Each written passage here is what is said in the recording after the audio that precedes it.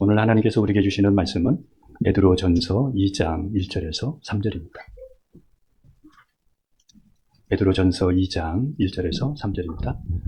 그리고 우리 예배 마치고 나가실 때 우리 원사님이 귤을 우리 섬기시려고 이렇게 가져오셨는데 또 우리 원사님께서 귤을 섬기십니다. 우리 이은희 원사님 감사합니다. 베드로전서 1장 1절에서 3절 같이 읽겠습니다. 예수 그리스도의 사도 베드로는 본도, 갈라디아, 가포도기, 아시아와 비두니아에 흩어진 나그네 곧 하나님 아버지의 미리 아심을 따라 성령이 거룩하게 하심으로 순종함과 예수 그리스도의 피뿌림을 얻기 위하여 택하심을 받은 자들에게 편지하노니 은혜와 평강이 너희에게 더욱 많을지어다. 우리 주 예수 그리스도의 아버지 하나님을 찬송하리로다. 그의 많으신 긍휼대로 예수 그리스도를 죽은 자 가운데서 부활하게 하심으로 말미암아 우리를 거듭나게 하사 산 소망이 있게 하시며. 아멘. 오늘 말씀은 우리의 신앙에 굉장히 중요한 말씀입니다. 오늘은 공동서신 중에서 베드로서를 다루려고 합니다. 이제 올해 2주 남았는데 다음 주에는 요한 1, 2, 3서와 유다서, 그리고 마지막 주에는 요한계시록을 다루고 이제 2026년을 맞이하려고 합니다.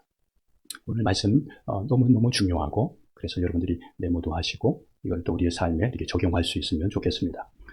베드로가 베드로전후서를 기록했는데, 베드로서가 기록될 당시의 이 배경은 로마가 이스라엘을 지배했던 그런 때입니다.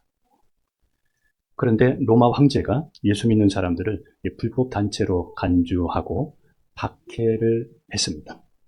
박해가 너무너무 심해서 베드로서에 보게 되면은 만물의 마지막이 가까웠으니, 이 정도로 만물이 마지막이 가까웠으니 베드로전서 4장 7절, 그리고 베드로전서 4장 17절에 하나님의 집에서 심판을 시작할 때가 되었나니, 이 말씀을 보면 베드로가 종말적인 대환란, 그러니까 그 시대에 얼마나 큰 환란이 있었는지를 짐작하게 하는 그런 내용입니다.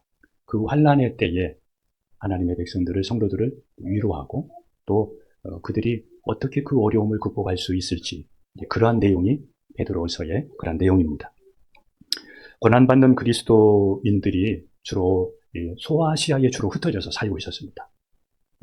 지금으로 말하면 튀르키예 쪽이죠. 여기에 주로 흩어져서 살았는데, 이들을 가리켜서 1절에 보니까 흩어진 나그네라 이렇게 말했습니다. 고난 때문에 여기저기에 흩어져서 나그네처럼 이들이 살고 있었는데, 베드로서는 고난 중에 있는 이 성도들을 위로하고 산 소망에 대해서 우리에게 말씀해 줍니다. 진짜 소망이 무엇인지를 말해 주는데, 오늘 이제 1장 3절에 보면 이 산 소망이 있게 하신다 이렇게 말씀했는데, 그래서 오늘 말씀의 제목이 소망을 가진 사람들이라는 제목으로 함께 말씀을 나누려고 합니다.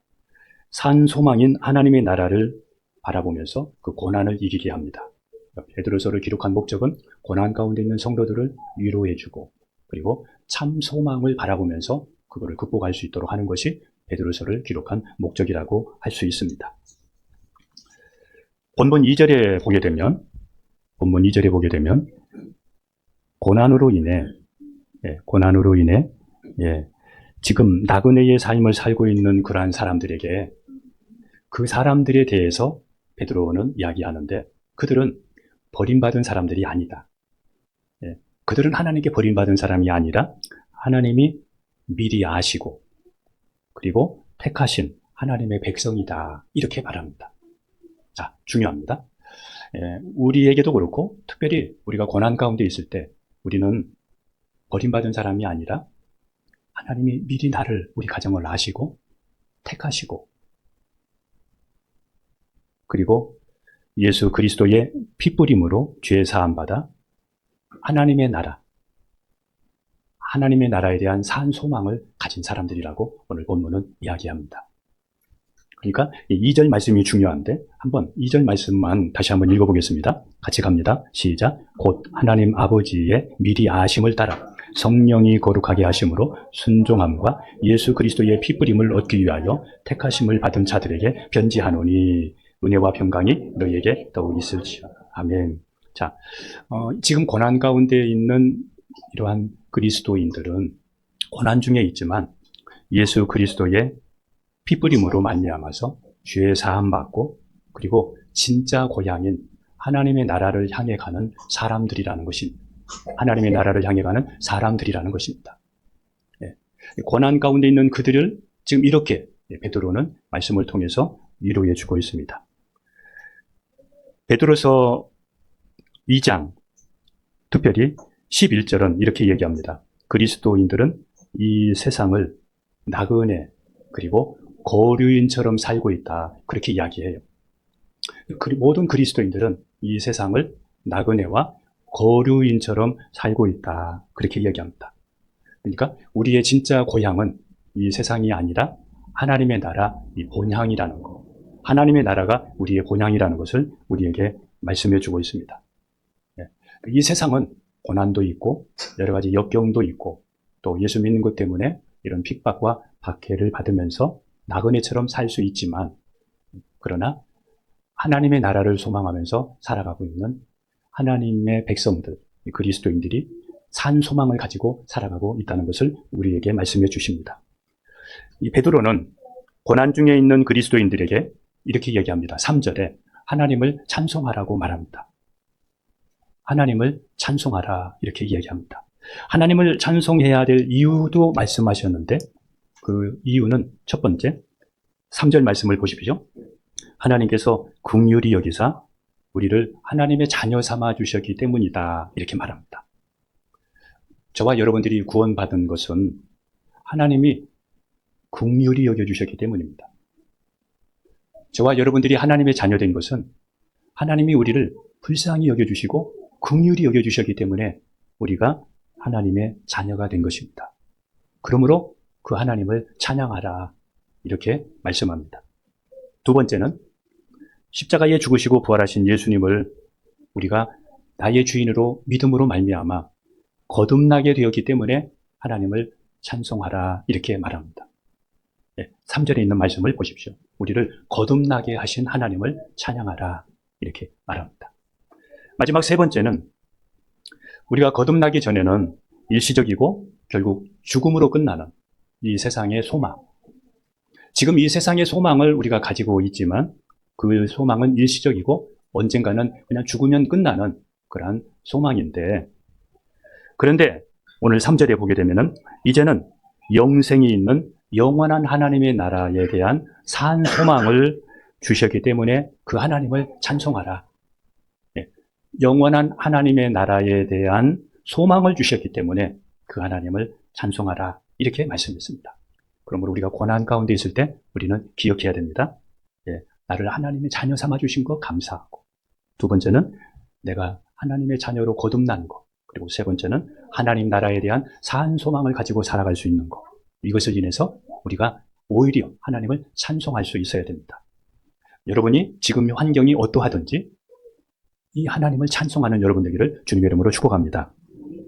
내가 가진 소망이 지금 내가 가지고 있는 희망이 일시적이고 또 죽고 없어지는 소망인지 그리고 아니면 진짜 산 소망인지 한번 돌아보십시오. 그리고 산 소망, 진짜 소망을 여러분이 가지십시오. 우리의 산 소망인 영원한 하나님의 나라가 여기에 잘 말씀하셨는데 4절입니다. 베드로전서 1장 4절을 여러분 보십시오. 같이 읽겠습니다. 썩지 않고 더럽지 않고 쇠하지 아니하는 유업을 있게 하시나니 곧 너희를 위하여 하늘에 간직하신 것이라.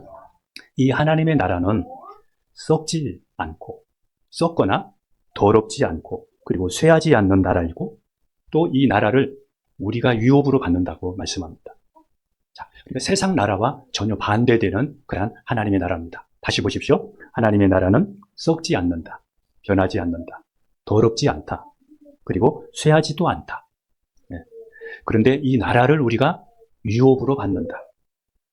이 나라를 우리가 유업으로 받고 그 나라에 들어가게 된다는 것입니다.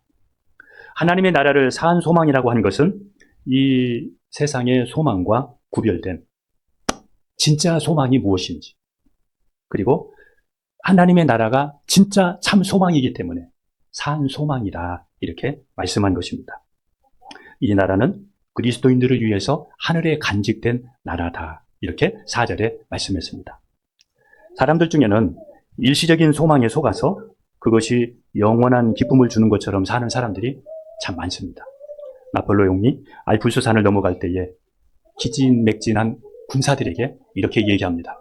알프스산을 넘게 되면 거기에는 맛있는 음식이 있고 아름다운 여인들이 있고 그리고 많은 재물을 갖게 될 것이다.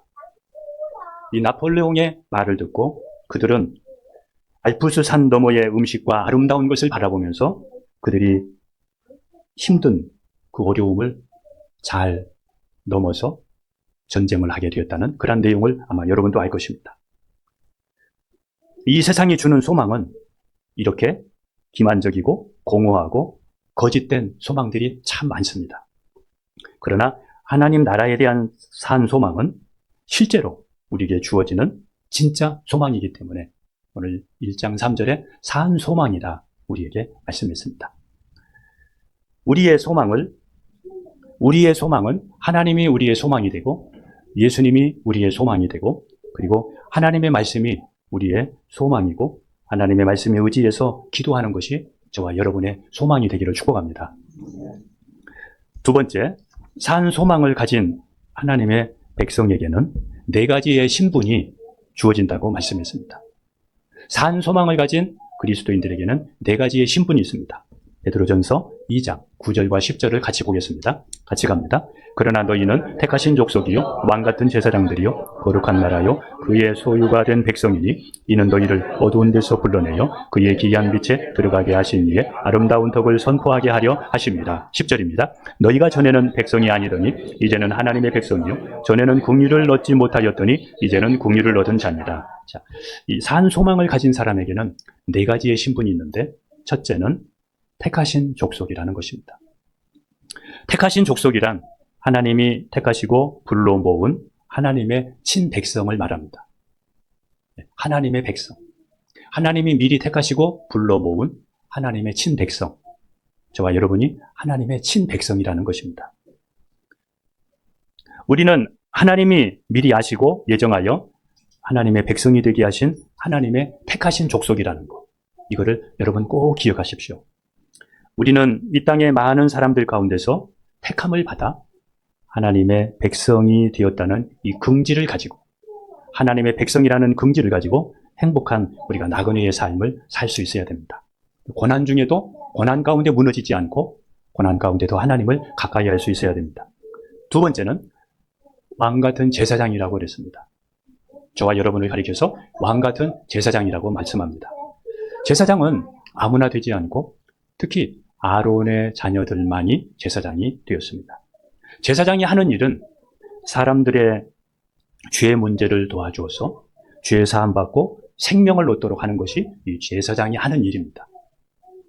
제사장을 통하여 사람들은 하나님과의 관계가 회복이 되어지고 하나님과의 관계를 맺고 하나님이 그들의 백성이 되고 그리고 그 사람들은 하나님의 자녀가 될 수 있었습니다.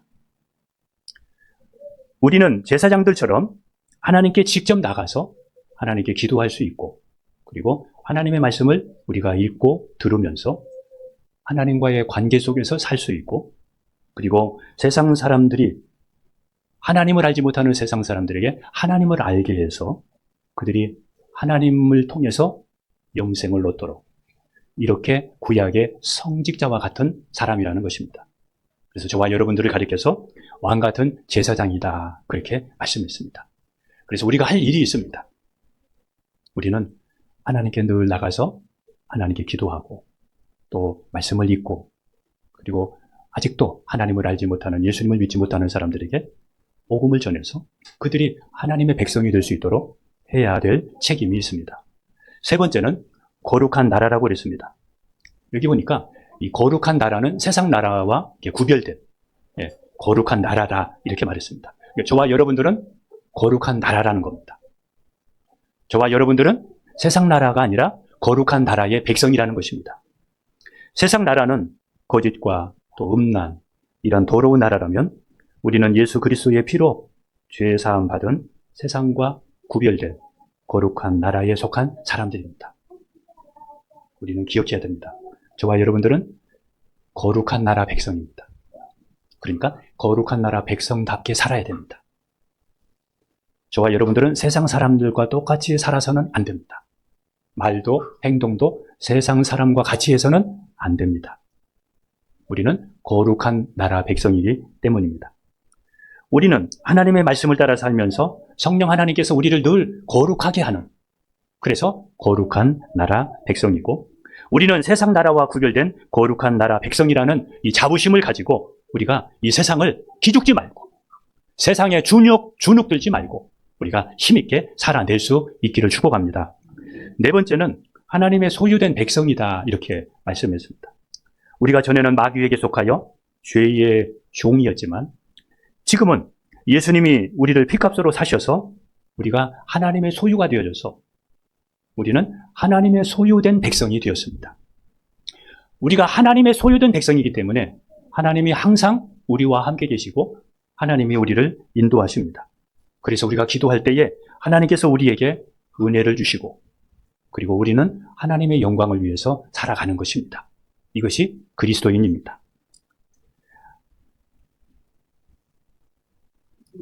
9절 하반절에 보게 되면 아름다운 덕을 선포하는 사람이다, 이렇게 우리에게 말씀했는데, 하나님이 우리에게 이런 네 가지의 직분을 주신 것은 우리를 어두운 데서 불러내어서 기이한 빛에 들어가게 하신 이 아름다운 덕, 예수 그리스도를 우리에게 전하도록, 세상에 선포하도록 우리에게 이 네 가지의 직분을 주셨다는 것입니다.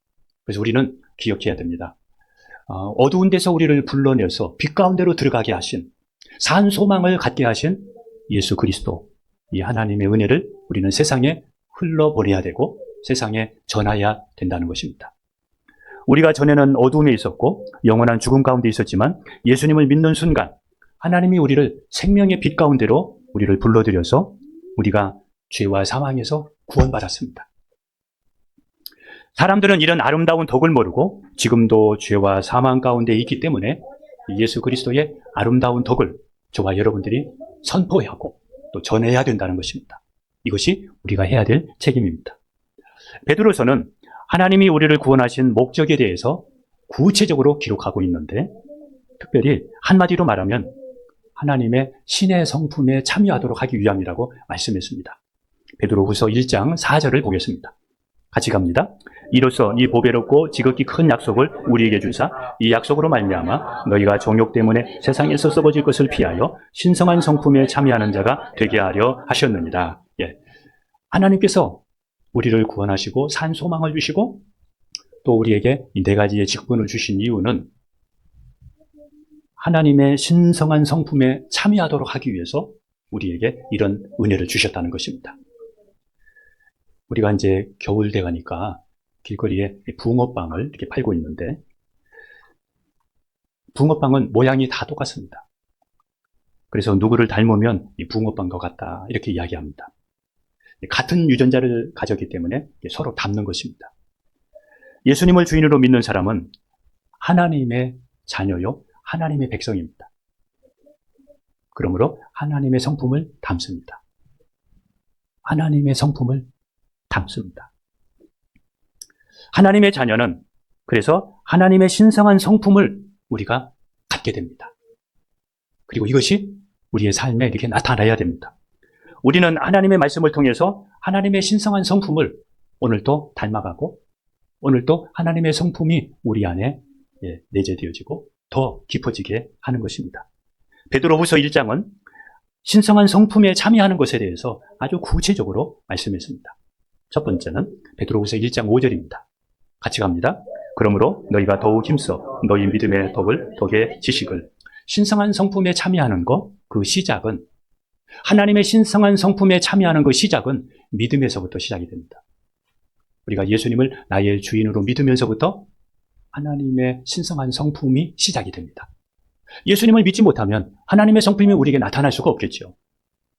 그런데 대부분의 사람들은 여기에서 그치고 맙니다. 예수님을 믿는 그 믿음 그 자리에서 그것으로 그치고 그리고 다 이룬 것처럼 살아갑니다. 그런데 오늘 베드로후서 1장 5절에 너희 믿음에 덕을 더해라, 이렇게 말합니다. 예수님을 믿는 그 믿음에다가 덕을 더해야 됩니다.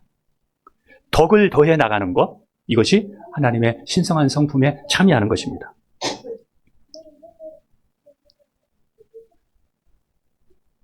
우리가 교회 안에서도 덕을 끼치고 그리고 사람들에게 덕 있는 사람이 되어야 됩니다.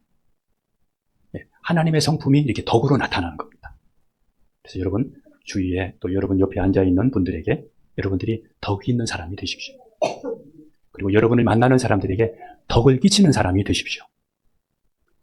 믿음에서 그치지 않고 믿음에다가 덕을 더해야 됩니다. 믿음에다가 덕을 더하시기를 축복합니다. 그리고 덕에 지식을 더하라고 말합니다. 덕에 지식을 더해야 된다고 말합니다. 덕성을 지녔다 할지라도 올바른 지식이 없으면 덕을 잘 나타낼 수가 없습니다. 하나님의 영광을 드러낼 수도 없습니다. 그래서 우리는 예수 그리스도에 대한 지식, 또 하나님의 선하시고 기뻐하시고 온전하신 뜻이 무엇인지에 대한 이 지식을 더해야 돼요. 하나님의 말씀을 읽고 들으면서 우리가 덕에다가 지식을 더해가야 돼요. 믿음으로만 끝나면 안 돼요. 덕을 더하고 그 덕에 지식을 자꾸 더해가야 돼요. 어떤 사람이 새끼 곰을 발견해서 길렀습니다. 그런데 그 곰이 이제는 다 커서 어른이 되었습니다. 이 곰이 주인이 너무 고마웠습니다. 그래서 주인의 은혜를 무엇으로 보답할까 이렇게 생각하다가 주인이 졸고 있는데 모기 한 마리가 주인의 얼굴에 붙어 있었습니다. 그래서 이 곰이 생각했습니다. 옳지, 이때다. 주인에게 은혜를 갚을 기회는 이때다 생각하고 곰이 앞발로 세게 그 모기를 잡았습니다. 그런데 그 주인도 죽었습니다.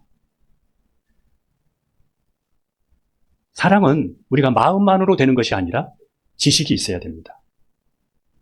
우리가 그냥 생각만 가지고 되는 것이 아니라 우리의 신앙도 지식이 없으면 우리의 신앙이 성장할 수가 없습니다.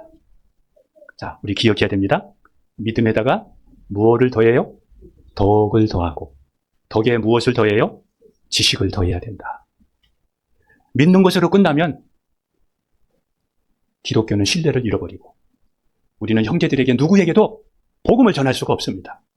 이기주의가 될 수 있습니다. 두 번째는 베드로후서 1장 6절입니다. 이제 베드로후서 1장을 쭉 보시면서 따라오십시오. 6절 같이 읽습니다. 시작. 지식의 절제를, 절제의 인내를, 인내의 경건을. 자, 지식을 더해라 그랬는데 지식을 더하게 되면 사람들이 매사에 교만하고 독선에 빠져서 자꾸 따지게 되고 그리고 판단을 하게 됩니다. 조금 안다고 따지고 자꾸 판단하게 됩니다. 그래서 그 사람에게 필요한 것이 뭐냐면 브레이크가 필요한데 이게 바로 절제입니다. 그래서 지식에 절제를 더해야 됩니다. 하나님의 말씀을 가지면 가질수록 우리가 꼭 절제해야 된다는 것을 우리가 기억해야 됩니다. 많은 사람들이 특별히 우리 그리스도인들은 믿음의 경주를 하고 믿음의 경주에서 상 받도록 우리가 경주를 하고 있는데 어떤 사람이 상을 받을 수 있고 면류관을 받을 수 있느냐 하면 절제하는 사람입니다. 고린도전서 9장 25절 같이 읽습니다. 이기기를 다투는 자마다 모든 일에 절제하나니 그들은 썩을 승리자의 관을 얻고자 하되 우리는 썩지 아니할 것을 얻고자 합니다. 그러므로 우리도 절제해야 돼요. 언어에 절제하고 삶에 절제하고 그냥 살지 않고 절제된 삶을 우리가 살 수 있기를 축복합니다. 그리고 절제에 인내를 더해라 이렇게 말했어요. 절제에다가 무엇을 더해요? 인내를 더해라. 고난을 참고 우리가 견딜 줄 알아야 돼요. 예수 믿는 사람들은 고난을 끝까지 참고 견딜 수 있어야 돼요. 그래야 덕을 끼칠 수도 있고 그리고 절제할 수도 있어요. 고난과 시험을 우리가 한두 번 참을 수 있고 절제할 수 있지만 지속적으로 우리가 절제하기 위해서는 인내가 필요해요. 그래서 그 절제에다가 인내해야 된다고 말합니다. 우리는 지난 시간에 우리에게 여러 가지 고난과 믿음의 시련이 올 때에 인내를 온전히 이루라. 인내를 온전히 이루자.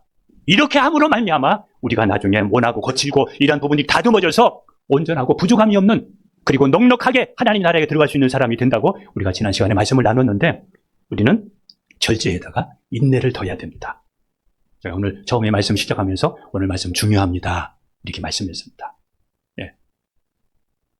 그 다음에는 인내에 경건을 더해야 됩니다. 한번 디모데전서 4장 8절입니다. 같이 갑니다.